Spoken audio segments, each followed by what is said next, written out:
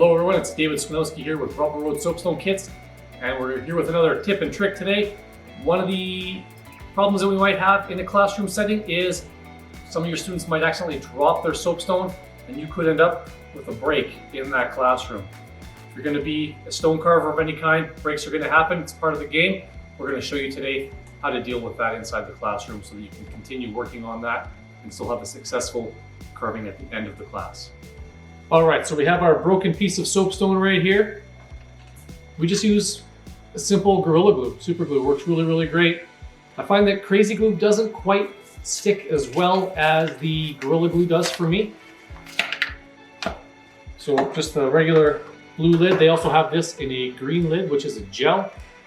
If I was missing a lot of material in between the two broken contact points, I might actually carve some dust away from the stone in a separate area and mix it together with this glue just to help make that a gap filler. But because today it fits together pretty nicely, we're just going to separate the two pieces. I do this immediately. Make sure that those pieces are dry.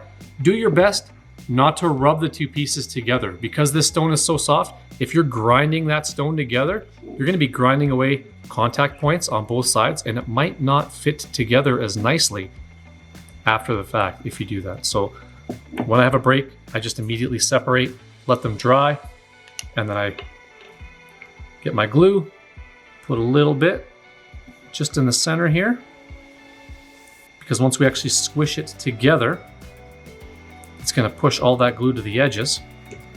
So it does not take a lot of glue to repair this stone. And then once I push that together, you can see that glue seeps right out. That's really good. I want to see that all the way around the stone. That way I know I have great contact. Can even blow some of that glue over. Once it's actually squished together, what you can also do is just grab some paper towel and wipe away some of that excess glue that has seeped out. You squeeze that rock together, okay? Really squeezing it together. Now I'm going to let this sit for maybe an hour if I can. If I have the time, if I'm in a classroom, I find 10-15 minutes is actually long enough, and I can continue carving after that, even in the water. It doesn't take long for this glue to cure, but if you can let it sit longer, it does help a little bit more. So this is a different kind of break. Instead of it breaking in half, we just lost a little bit. There's like a little side seam wandering on the side, so you get to see some of the natural oxidization inside the stone right there. Again, same thing. I want to make sure the stone is dry. Just make sure that everything's going to fit together nicely before I commit to pouring glue on there. Get a little bit of glue close to the edges, but not on them, because once we squeeze it together, it will kind of weep out a little bit.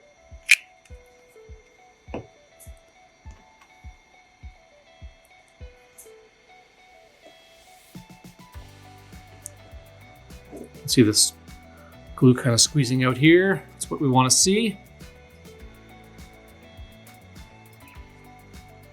Get that paper towel, wipe away the excess. And if you're going to wipe it away, if there's a couple little points that haven't quite squeezed out, just maybe push the glue into that general direction, just to help get as much coverage as you can. Looks good. You can see where it was dropped on the contact point right there.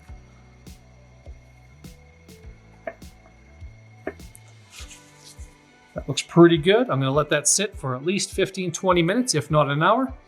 Once that's dry, I will continue to carve on that fantastic piece of stone. All right, so we just repaired the two most common breaks in the classroom. It's either a seam or just a drop in the classroom itself. Just make sure that they're dry prior to gluing them. If those pieces aren't dry, the glue will not bond properly, okay? If you have an epoxy, you can also use that, but I do find super glue to be the quickest and easiest method for repairing these stones. I hope you enjoyed today's tips and tricks. I'm David Swanowski with Rubber Road Soapstone Kits. If you have any comments, please feel free to leave them on our website or our Instagram. Also check out our YouTube channel and subscribe for more tips and tricks in the classroom. Thank you very much.